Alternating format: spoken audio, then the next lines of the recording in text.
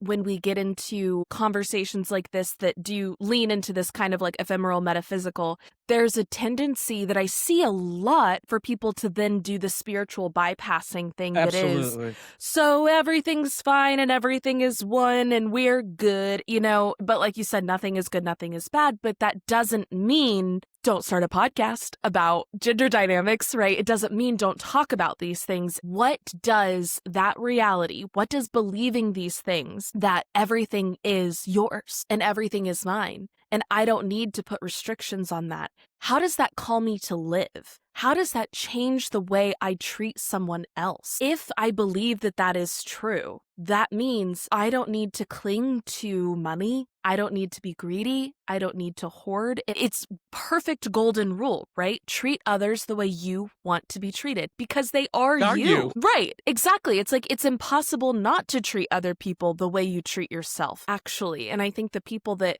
harm other people the most are the people that have the deepest sense of insecurity and self-hatred.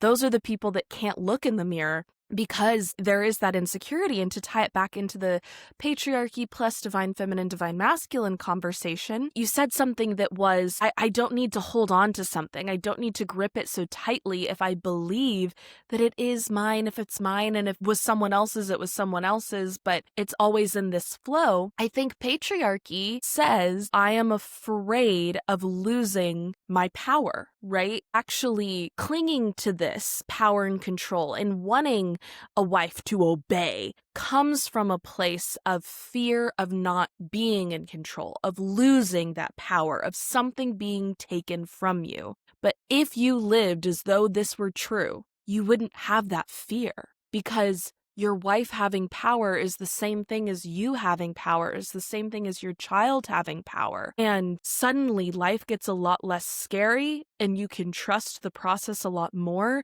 And not only does that allow the divine feminine to express more fully because it's not being restricted into obey, but your divine masculine gets to step into a place of trust too. And what does that look like? That you can express vulnerability, that you can express feelings and emotions and connect with your wife, who then can also explore her divine masculine. And you can, a husband can explore his divine feminine too, right? Like as we talked about, it's all within us. A mistake I see being made next a lot online in spiritual spaces is, so let's not talk about it. And I actually think it's no.